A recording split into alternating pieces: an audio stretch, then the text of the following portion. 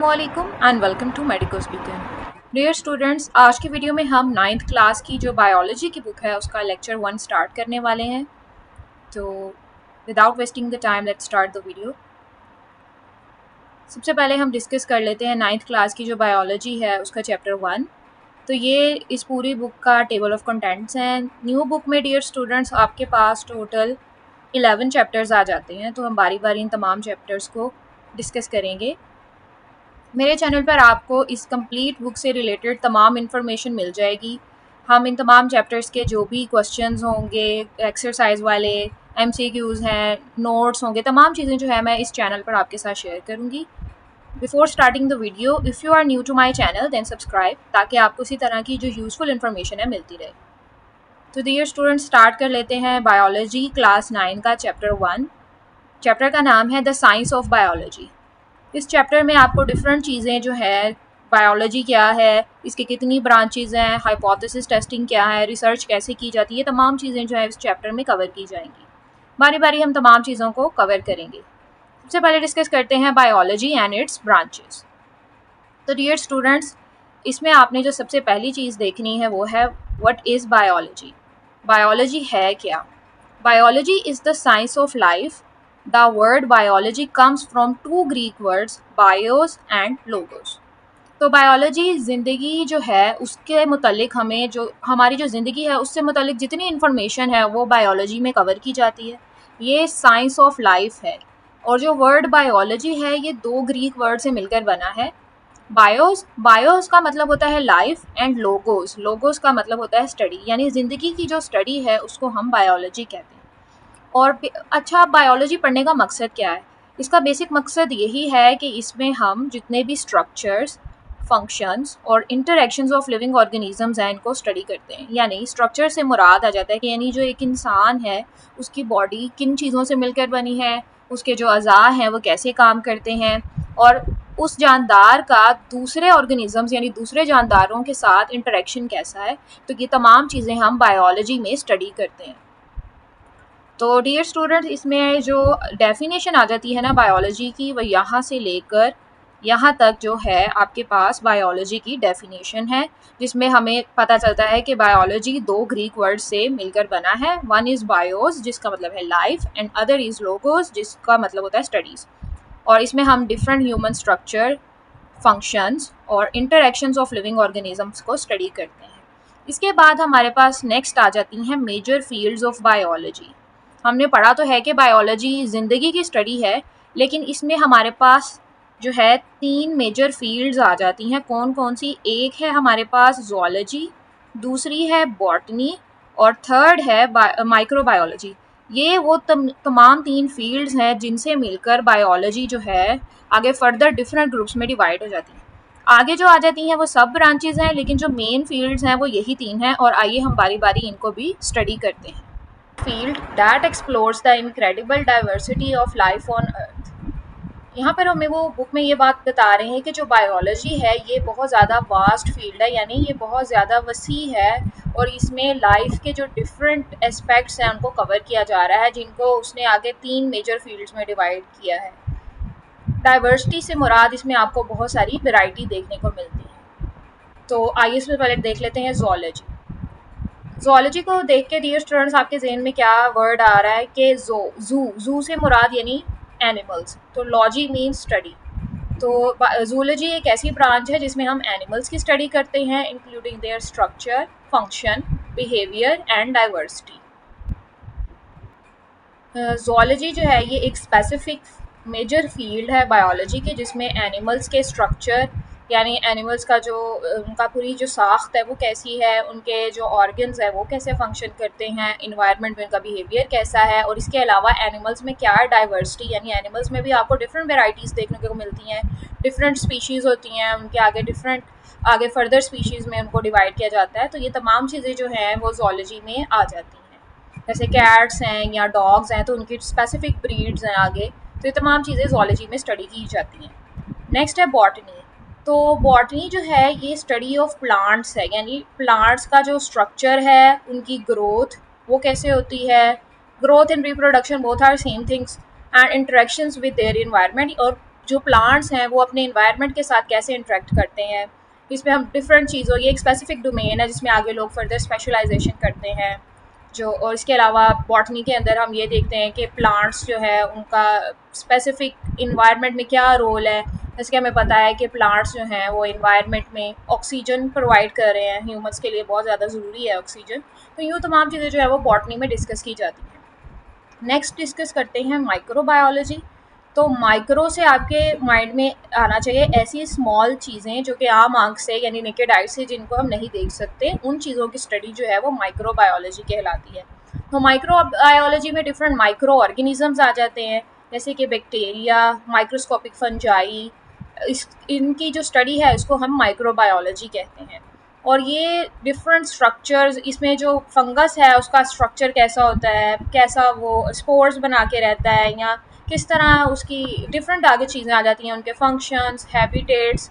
Habitat कहते हैं मस्कन को, यानी वो किस जगह पे रहते हैं, उनका घर। बैक्टीरियल कॉलोनी कैसी होती हैं, बैक्टीरिया आगे ग्रो कैसे करता है, किस तरह के एनवायरनमेंट बैक्टीरिया सर्वाइव कर सकता है और आगे रिप्रोडक्शन उसकी कैसे होती है।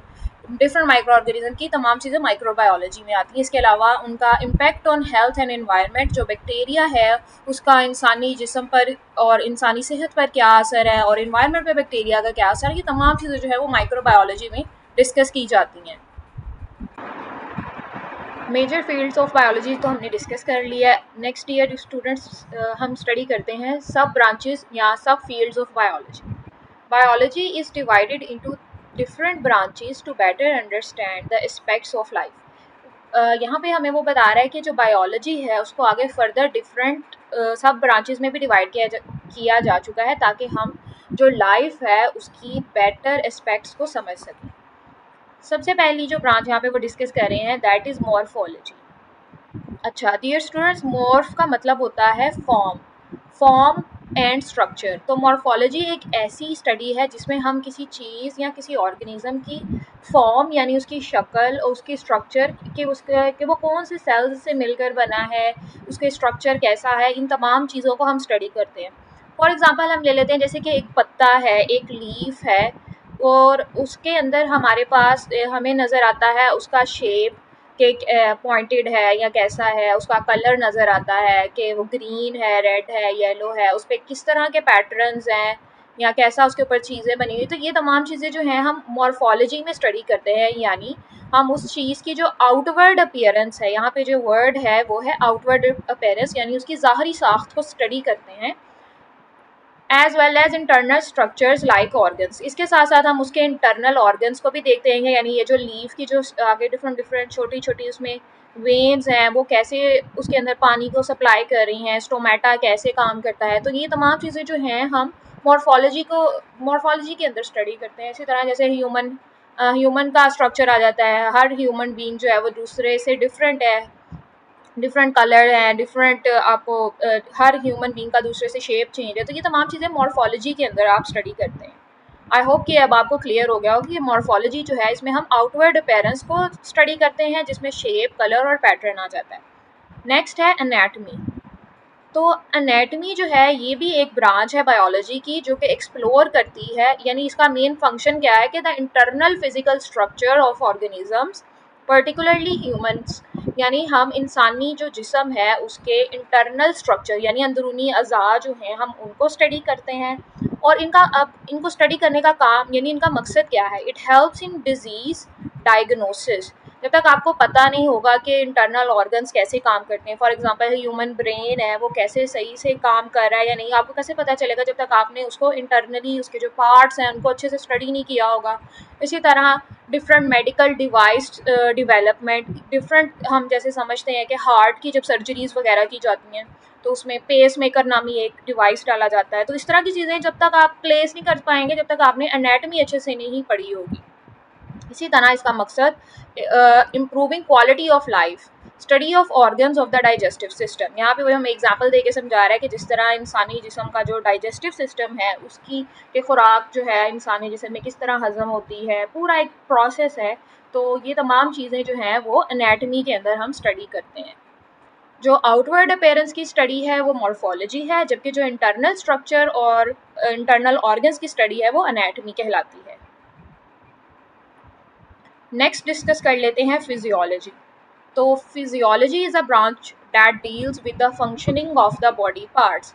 अब पहले तो हमने पढ़ा कि इंटरनल ऑर्गन्स, उनका स्ट्रक्चर कैसा है, उनकी शेप कैसी है। अब हम फिजियोलॉजी में पढ़ते हैं कि जो ह्यूमन बॉडी है वो काम कैसी, यानी ह्यूमन बॉडी का फंक्शन क्या है। अब जैसे फॉर एग्जांपल ह्यूमन हार्ट है या ह्यूमन सर्कुलेटरी सिस्टम, यानी जो ब्लड वेसल्स हैं, खून की जो नालियाँ हैं, खून की जो रगें हैं, उनमें हार्ट जो है वो ब्लड को कैसे पंप करता है, किस तरह तक हमारे अज़ा बाकी बॉडी पार्ट्स तक जो हार्ट है वो ब्लड कैसे सप्लाई करता है। इसके अलावा ब्रेन तक ब्लड कैसे जाता है, जो हमारा डाइजेस्टिव सिस्टम है उसमें खुराक कैसे हज़म होती है, क्या केमिकल प्रोसेसेस होती हैं।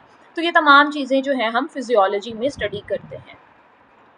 ओके, नेक्स्ट स्टडी करते हैं हिस्टोलॉजी। तो हिस्टो का जो वर्ड है इसको हम कहते हैं टिश्यूज़। जहाँ पे भी हिस्टो आ जाए डियर स्टूडेंट्स, हमने याद रखना है हिस्टोलॉजी का तो मतलब होता है स्टडी, तो हिस्टो हम कहते हैं टिश्यूज़ को। तो हिस्टोलॉजी माइक्रोस्कोपिक लेवल पर जाकर जो टिश्यूज़ हैं, अब टिश्यूज़ कोई भी हो सकते हैं, हार्ट के टिश्यूज़ हो सकते हैं, ह्यूमन ब्रेन के टिश्यूज़ हो सकते हैं, स्किन के टिश्यूज़ हो सकते हैं। तो ये तमाम चीज़ें जो हैं हम हिस्टोलॉजी में स्टडी करते हैं। Tissues are group of cells. अब पहले आप ये समझ लें कि टिश्यूज़ होते हैं क्या है, ग्रुप ऑफ सेल्स होते हैं, यानी डिफरेंट सेल्स जो हैं वो मिलकर हमारे पास टिश्यूज़ बना देते हैं डैट हैव सिमिलर फंक्शंस। और ये तमाम टिश्यूज़ जो हैं इनका, यानी इन ग्रुप ऑफ सेल्स का सिमिलर फंक्शन होता है। टिश्यू एग्जामिनेशन, अब जो टिश्यूज़ हैं इनकी एग्जामिनेशन हमें हेल्प करती है in disease diagnosis, drug studies and understanding organ structure and function. जब आप टिश्यूज़ को अच्छे से स्टडी कर लेते हैं तो आप उस स्पेसिफिक टिश्यू से रिलेटेड जो डिज़ीज़ है उसको डायग्नोस कर पाते हैं। फिर उसी हिसाब से जो डॉक्टर्स हैं उनके आगे उसको फर्दर मेडिकेशंस को रिकमेंड करते हैं, जो डिफरेंट फार्माकोलॉजिस्ट है उससे रिलेटेड ड्रग्स वगैरह डेवलप करते हैं। और इस तरह हमें उस स्पेसिफिक ऑर्गन का जो स्ट्रक्चर है, जिसके वो टिश्यू हैं, उसका स्ट्रक्चर और फंक्शन समझने में मदद मिलती है हिस्टोलॉजी के थ्रू। नेक्स्ट डिस्कस करते हैं डियर स्टूडेंट साइटोलॉजी। साइटो का वर्ड होता है सेल्स के लिए और लॉजी का मतलब होता है स्टडी। तो साइटोलॉजी एक ऐसी ब्रांच है जिसमें हम सेल्स की स्टडी करते हैं। आपने ये बात यहाँ पर माइंड में रखनी है कि हिस्टोलॉजी टिश्यू के लिए है, जबकि साइटोलॉजी जो है वो सेल्स के लिए है। The building blocks of life. Cells क्या हैं, हमारे बिल्डिंग ब्लॉक्स ऑफ लाइफ हैं। जैसे यहाँ पे आप एक मिसाल ले लें, जैसे एक मकान है तो या एक दीवार है, वो डिफरेंट ईंटों से मिलकर बनती हैं। तो जो हर ईंट है वो उसका बिल्डिंग ब्लॉक है, यानी जो ईंट है वहाँ पे सेल का किरदार अदा कर रही है और वो तमाम ईंटें मिलकर एक दीवार बना रही हैं जो कि एक टिश्यू है। इसी तरह ह्यूमन बॉडी में डिफरेंट जो टिश्यूज़ हैं वो डिफरेंट सेल्स मिलकर बनाते हैं। सेल्स डिवाइड करते हैं, वो टिश्यू बनाते हैं, टिश्यूज़ मिलकर ऑर्गन, और फिर उससे एक पूरा ऑर्गन सिस्टम बन जाता है। तो जो साइटोलॉजिस्ट्स हैं, वो वाले साइंटिस्ट जो कि साइटोलॉजी स्टडी करते हैं, वो अनरिवील करते हैं the fundamental structures of cells. वो जब उन पे स्टडीज़ करते हैं तो उनको पता चलता है कि जो सेल्स हैं और जो उनकी ऑर्गेनेली, सेल के अंदर जो मटीरियल होता है, जो उसके अपने पार्ट्स होते हैं, अब उसको हम ऑर्गेनेलिज़ कहते हैं। तो साइटोलॉजिस्ट जो हैं वो सेल्स की स्टडी करते हैं और उनकी जो ऑर्गेनेलिज़ हैं उनकी फर्दर उनके केमिकल चेंजेस, सेल कैसे डिवाइड करता है, ये तमाम चीज़ें साइटोलॉजी में वो लोग स्टडी करते हैं। They also study the mechanisms of cell division, और ये यहाँ पर सेल डिवाइड कैसे कर रहा है इस चीज़ को भी स्टडी करते हैं। यहाँ पे डियर स्टूडेंट्स एक MCQ आ रहा है जिसके अंदर वो हमें बता रहा है कि जो ह्यूमन बॉडी है वो कंटेन करती है एटलीस्ट, ये मैं लिख लूँ ज़रा, हाँ, तो human body contains over 30 trillion cells, various type of cells possess unique structure. तो ये जो ब्लू बॉक्स है आपने MCQs के लिए कर लेना है, और इसमें उसने बताया है कि ओवर 30 ट्रिलियन सेल्स, ये तकरीबन 300 खरब के करीब सेल्स बनते हैं कि ह्यूमन बॉडी में तकरीबन 30 ट्रिलियन सेल्स पाए जाते हैं, और हर सेल का एक अलहदा यूनिक स्ट्रक्चर है, यानी हर सेल अपना एक स्पेसिफिक काम करता है। नेक्स्ट डिस्कस कर लेते हैं मॉलिक्यूलर बायोलॉजी। तो मॉलिक्यूलर बायोलॉजी से अब यहाँ पे आप देख लें, मॉलिक्यूल यानी बहुत ही सब एटॉमिक लेवल पर बात हो रही है कि जो मॉलिक्यूल्स हैं वो कैसे काम करते हैं। ये है जी, it deals with the study of biological molecules. इसमें हम बायोलॉजिकल मॉलिक्यूल्स की स्टडी करते हैं, लाइक कार्बोहाइड्रेट्स। कार्बोहाइड्रेट्स के बारे में, कार्बोहाइड्रेट्स क्या होती हैं, हमारे पास शुगर्स, आप याद रखें जितने भी ये गंदम है, वीट, ये कार्बोहाइड्रेट का सोर्स है। इसके अलावा प्रोटीन्स हैं, प्रोटीन्स में आप इसको याद रख सकते हैं, गोश्त है, दालें हैं, ये सारी प्रोटीन्स हैं। लिपिड्स आ जाते हैं। लिपिड्स में आप सिंपल याद रख लें फैट्स, जितने भी आप फैटी फूड खा रहे हैं जिसमें ऑयल्स आ जाते हैं, इस तरह की चीज़ें, घी है, ये सारे लिपिड्स हैं। एंड न्यूक्लिक एसिड, और न्यूक्लिक एसिड में बच्चों यहाँ पे आपने बात रखनी, न्यूक्लिक एसिड हमारे डीएनए और आरएनए में प्रेजेंट होता है। न्यूक्लिक एसिड एक बेसिक कंपोनेंट है डीएनए और आरएनए का। नेक्स्ट है molecular biologist also study fundamental life processes. इसके अलावा जो मॉलिक्यूलर बायोलॉजिस्ट हैं वो फंडामेंटल यानी जो इंसानी ज़िंदगी के बेसिक लाइफ प्रोसेसेस हैं उनकी स्टडी करते हैं। उसके अकॉर्डिंग फिर ये लोग ड्रग्स जो हैं यानी डिफरेंट मेडिकेशंस जो हैं उनको डेवलप करते हैं और क्रिएट जेनेटिकली मॉडिफाइड ऑर्गेनिजम्स। और जेनेटिकली मॉडिफाइड यानी आर्टिफिशियल तरीके से वो एक माइक्रो ऑर्गेनिज्म के अंदर उसकी जेनेटिक्स को चेंज करके उससे कोई एक ऐसा स्पेसिफिक ड्रग बना देते हैं जो कि इंसानी सेहत के लिए फ़ायदेमंद होता है। तो यूँ ये लोग जेनेटिकली मॉडिफाइड माइक्रो ऑर्गेनिजम्स या ऑर्गेनिजम्स को डेवलप करते हैं, डिफरेंट ड्रग्स बनाते हैं मॉलिक्यूलर लेवल पे चीज़ों को स्टडी करते हुए। नेक्स्ट आ जाती है डियर स्टूडेंट्स एम्ब्रियोलॉजी। तो एम्ब्रियोलॉजी क्या है कि it is the study of process of development, यानी एक ऑर्गेनिज्म जो है वो कैसे डेवलप करता है फ्रॉम फर्टिलाइज एग, यानी एक एग से एक नया ऑर्गेनिज्म कैसे जनरेट होता है। तो यहाँ पे डियर स्टूडेंट्स जो फर्टिलाइजेशन का बेसिक कॉन्सेप्ट है वो यही है कि स्पर्म और एग मिलकर हमारे पास बना देते हैं जाइगोट। फिर जाइगोट जो है वो फर्दर डिफरेंट प्रोसेसेस होते हैं उसमें, माइटोसिस, मियोसिस, वो आगे जाके हम जो अगले चैप्टर्स उनमें डिस्कस करेंगे। जाइगोट जो है वो आगे डिवाइड होके हमारे पास एम्ब्रियो बनाता है। एम्ब्रियो फिर आगे फीटस में कन्वर्ट हो जाता है और फिर उससे एक नया ऑर्गेनिज्म, एक नया जानदार बनता है जो कि फिर आगे पॉपुलेशन जो है इसी तरह बढ़ती जाती है। In this branch scientist study tissues and organ formation. इसमें बेसिकली क्योंकि डेवलपमेंट के लेवल पे जाके आप स्टडी करते हैं ना, तो इसमें टिश्यू यानी टिश्यूज़ कैसे ग्रो करते हैं, एक नया ऑर्गन कैसे, जब ज़ाहिर बात है एक नया ऑर्गेनिज्म बनेगा तो उसके ऑर्गन्स भी तो डेवलप करेंगे। तो ये तमाम चीज़ें जो हैं हम एम्ब्रियोलॉजी में स्टडी करते हैं। इसके अलावा बर्थ डिफेक्ट्स की स्टडी की जाती है। फॉर एग्ज़ाम्पल यहाँ पे जैसे आप देखते हैं कि कुछ लोग जो जेनेटिकली उनमें प्रॉब्लम्स होते हैं, पैदाइशी बीमारियाँ होती हैं जो, तो वो तमाम चीज़ें एम्ब्रियोलॉजी में स्टडी की जाती हैं। जैसे कुछ लोगों के हार्ट में बाय बर्थ डिफेक्ट होता है जिससे हार्ट ब्लड जो है वो सही से पंप नहीं करता, कुछ लोगों को ब्रेन के डिसऑर्डर्स होते हैं, तमाम चीज़ें जो है वो एम्ब्रियोलॉजी में आ जाती हैं। और फिर उसी को स्टडी करते हुए डिफरेंट मेडिकल ट्रीटमेंट्स जो हैं डॉक्टर्स रिकमेंड करते हैं, नए नए तरीके जो हैं उनको डिस्कवर किया जाता है कि किस तरह जो बाय बर्थ जो डिफेक्ट्स हैं उनको कैसे ट्रीटमेंट प्रोवाइड किया जाए। तो नेक्स्ट हमारे पास आ जाती है जेनेटिक्स। डियर स्टूडेंट्स ये भी एक बहुत अच्छी ब्रांच है बायोलॉजी की जो कि ट्रांसफ़र ऑफ करेक्टरिस्टिक्स, यानी जेनेटिक्स अब होती क्या है, हम विरासत को, इनहेरिटेंस को हम जेनेटिक्स कहते हैं। इसमें हम बेसिकली स्टडी क्या करते हैं, द ट्रांसफ़र ऑफ करेक्टरिस्टिक्स यानी खसूसियात, एक जानदार की खसूसियात की, उसकी क्या खसूसियात हैं, फ्रॉम पेरेंट्स टू ऑफस्प्रिंग, यानी एक बच्चे के जो वालदैन हैं उससे जो विरासती उसकी जो भी खूबियाँ या खामियाँ जो भी हैं उसके ऑफस्प्रिंग में जो चीज़ें यानी उसके बच्चे में जो ट्रांसफ़र हो रही हैं हम जेनेटिक्स में स्टडी करते हैं। In genetics scientist also study the causes of genetic disease. कुछ अब उनमें करेक्टरिस्टिक्स के साथ साथ कुछ जेनेटिक बीमारियां हैं जो है वो भी चले जाती हैं बाय बर्थ। हम देखते हैं कि कई बच्चे जो होते हैं उनको बाय बर्थ जो होती हैं बहुत सारी बीमारियां होती हैं, तो ये जेनेटिक डिसऑर्डर है। कुछ बच्चों को पैदाइशी कैंसर होता है या और भी कई बीमारियां आ जाती हैं, तो ये तमाम चीज़ें भी जेनेटिक्स में आ जाती हैं। And development better varieties of plants and animals, और जेनेटिक्स के ज़रिए हम ऐसे स्पेसिफिक वेराइटीज़ बना सकते हैं, स्पेसिफिक ब्रीड्स बना सकते हैं एनिमल्स की या प्लांट्स की जो कि हमारे लिए फ़ायदेमंद हों। नेक्स्ट डिस्कस करते हैं पैलेंटोलॉजी। तो ये एक ऐसी ब्रांच है बायोलॉजी की जो कि डील करती है विद स्टडी ऑफ फॉसिल्स। अब फॉसिल्स क्या होते हैं, फॉसिल्स होते हैं मुर्दा बाक़ियात, यानी हज़ारों साल पहले जो चीज़ें एक्सटिंक्ट हो चुकी होती हैं दुनिया से, उनके जो रिमेन्स होते हैं। जब हम पैलेंटोलॉजिस्ट जाके खुदाई वगैरह करते हैं, ज़मीन को खोदते हैं, तो उसके अंदर से हमें फॉसिल्स दरियाफ्त होते हैं, तो उसको हम उस चीज़ की स्टडी को हम पैलेंटोलॉजी कहते हैं।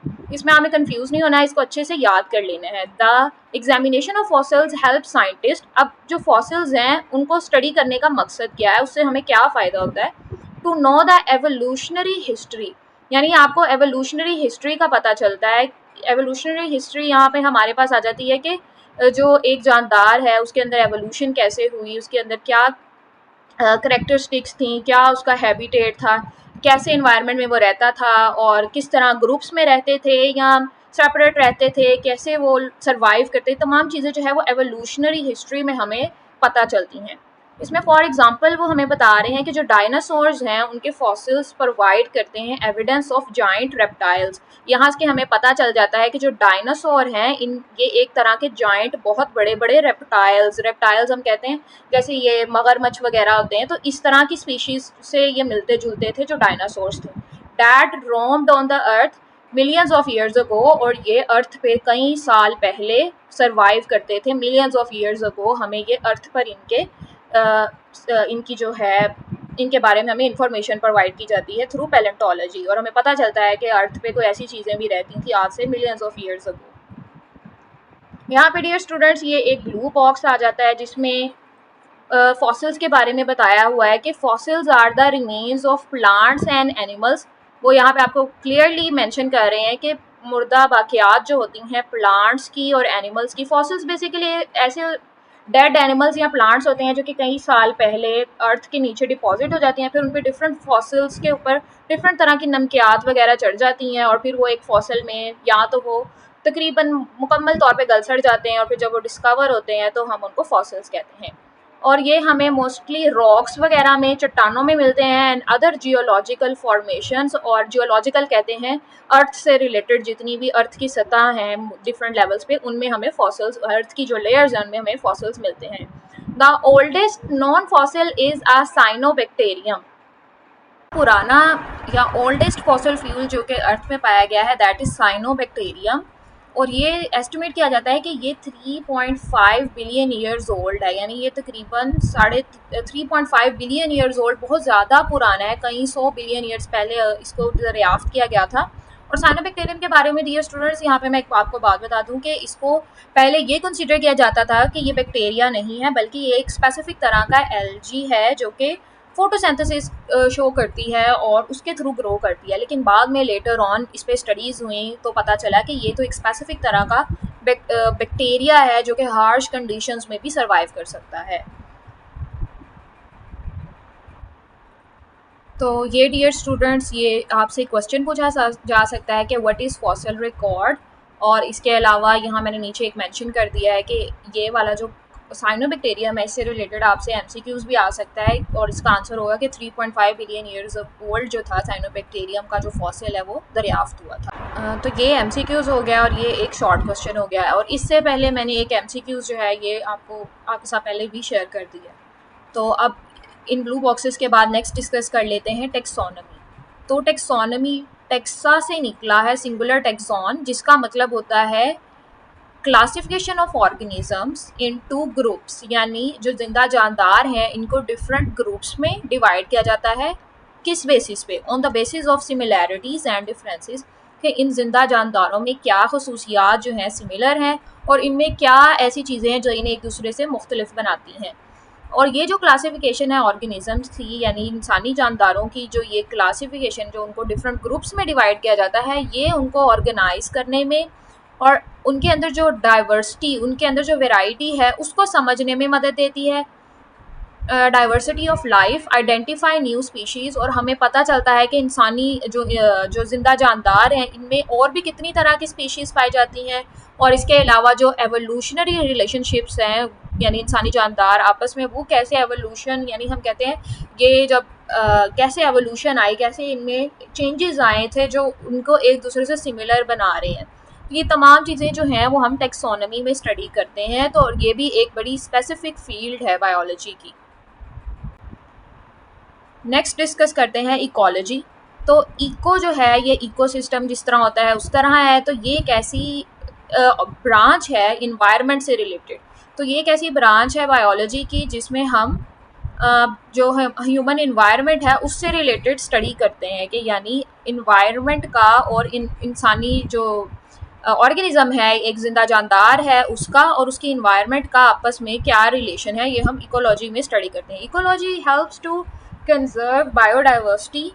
इकोलॉजी का ये फ़ायदा है कि इससे हमें बायोडाइवर्सिटी जो होती है, यानी जो डाइवर्सिटी हम कहते हैं वैरायटी की, और बायो कहते हैं लाइफ, यानी इंसानी जो जानदारों की जो ज़िंदगी है उसमें जो वैरायटी मिली हुई है, इकोलॉजी उसको प्रिवेंट करने, उसको कंजर्व करने, सेव करने में मदद करती है और एड्रेस करती है इन्वायरमेंटल प्रॉब्लम्स के, यानी जो जिंदा जानदार हैं उनको उनकी इन्वायरमेंट से रिलेटेड क्या प्रॉब्लम्स फेस करने को मिल रहे हैं, ये तमाम चीज़ें इकोलॉजी में आ जाती हैं। और इसका जो मेजर कंसर्न, जो मेजर इसकी फील्ड, इस फील्ड का जो काम है वो फूड चेन को डिस्कवर करना, उसके बारे में पढ़ना, रहनुमाई देना। For instance, illustrate the interconnectedness of organism for energy and nutrients. जैसे कि डियर स्टूडेंट्स, आपको पता है कि फूड चेन क्या होती है।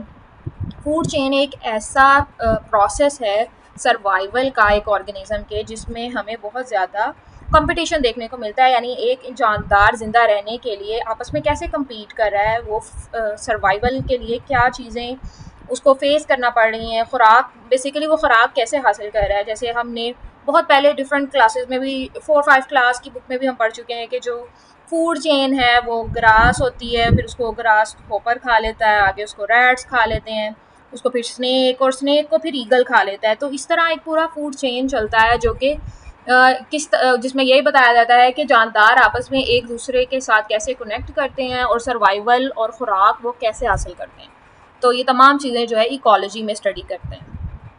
नेक्स्ट आ जाती है मेरीन बायोलॉजी।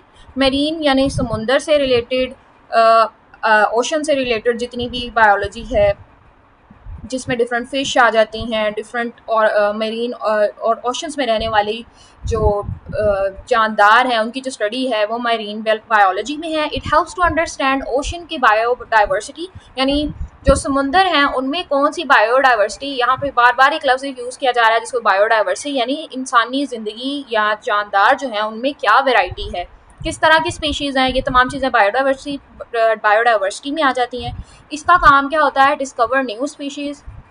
ये जितनी भी फील्ड्स हैं डियर स्टूडेंट्स, जैसे इकोलॉजी, मेरीन बायोलॉजी और ऊपर भी हमने 2-4 पढ़ी, इन सब का काम न्यू स्पीशीज़ को डिस्कवर करना, उनके चैलेंजेस और उनके कंजर्वेशन इश्यूज़ को डिस्कस करना, ये तमाम चीज़ें, ये सारी फील्ड्स आपस में कहीं ना कहीं लिंक हैं।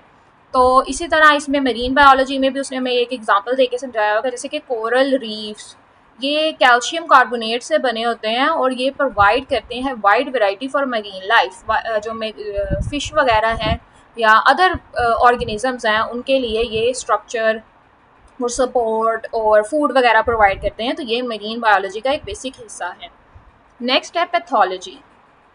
तो पैथोलॉजी क्या है? पैथोलॉजी कहते हैं, पैथो का वर्ड जो है इससे मुराद होता है disease and logy mean study.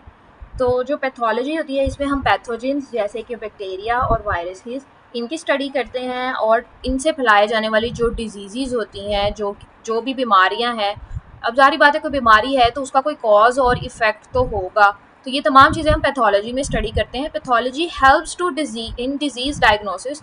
जब आपको डिज़ीज़ के बारे में पता होगा तभी आप उसका करेक्ट डायग्नोसिस, उसको अच्छे से उसके बारे में डायग्नोस कर पाएंगे और फिर आप उससे रिलेटेड जो प्रिवेंशन और ट्रीटमेंट है उसको फर्दर कंटिन्यू कर पाएंगे। तो पैथोलॉजी जो है इसमें हम बीमारियों से मुतल्लिक स्टडी करते हैं, बैक्टीरिया और पैथोजन से, और जैसे एलर्जी वगैरह किस तरह की जो तमाम चीज़ें हैं वो हम पैथोलॉजी में डिस्कस करते हैं। उनके कॉजेज़ क्या हैं, उनके इफ़ेक्ट्स क्या हैं, फिर आगे उनसे बचा कैसे जा सकता है और क्या ट्रीटमेंट लिया जा सकता है। For example, pathology studies how the uncontrolled division and spread of cells causes cancer.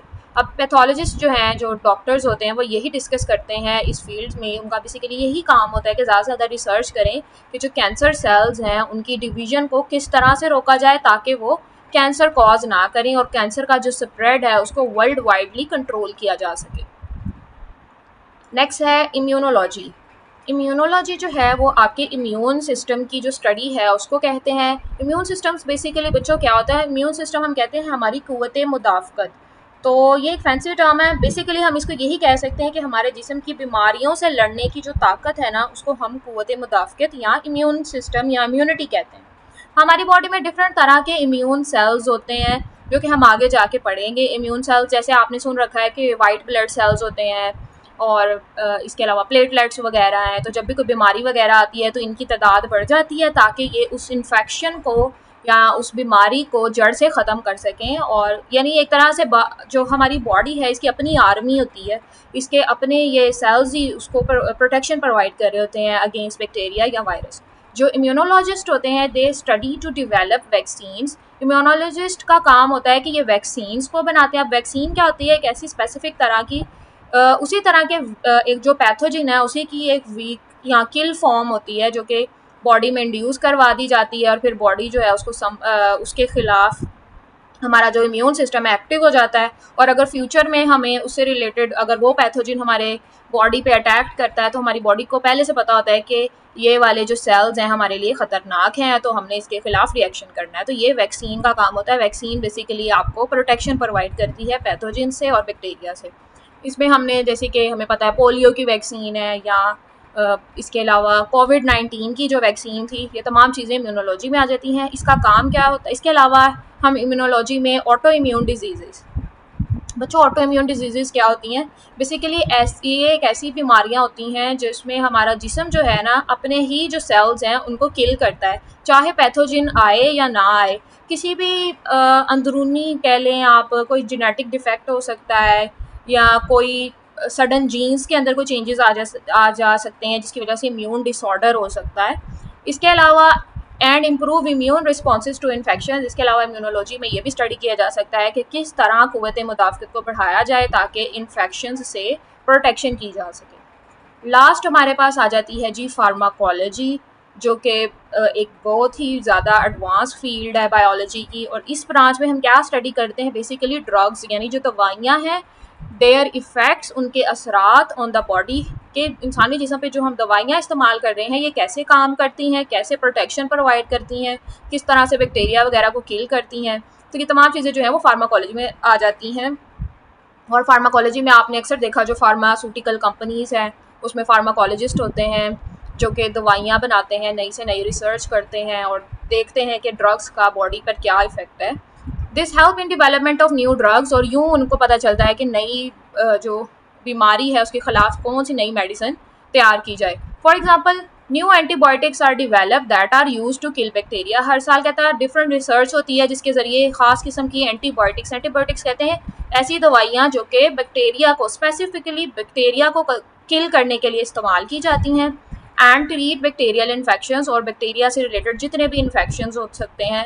Infection क्या होता है कि बेसिकली बैक्टीरिया आके आपकी बॉडी पे अटैक करता है और वहाँ पे कोई भी रिएक्शन हो जाता है तो उसको हम इन्फेक्शन कहते हैं। जैसे आपको अगर चोट लगती है तो बैक्टीरिया आपकी इस चोट में चले जाते हैं और वहाँ इन्फेक्शन हो जाता है। तो बेसिकली दवाइयों का काम इन्हीं बैक्टीरियल सेल्स को किल करना होता है और आपकी बॉडी को प्रोटेक्शन प्रोवाइड करना होता है। बस डियर स्टूडेंट्स, ये यहाँ तक आपने कर लेना है। इसमें जो बेसिकली आपसे क्वेश्चंस पूछे जा सकते हैं वो यही है कि लॉन्ग क्वेश्चंस में आ सकती हैं ये जितनी भी ब्रांचेस हैं, या तो आपसे 3 या 4 ब्रांचेस के बारे में पूछ सकते हैं कि स्पेसिफिकली बताएं कि या नेम लेके, जैसे कि मॉलिक्यूलर बायोलॉजी, पैलेंटोलॉजी या हमारे पास जैसे फार्माकोलॉजी है, इससे रिलेटेड आपसे पूछा जा सकता है। 4 से 5 मार्क्स का ये लॉन्ग क्वेश्चन आपके पास आ सकता है, तो आपने इसको अच्छे से अटैम्प्ट कर लेना है।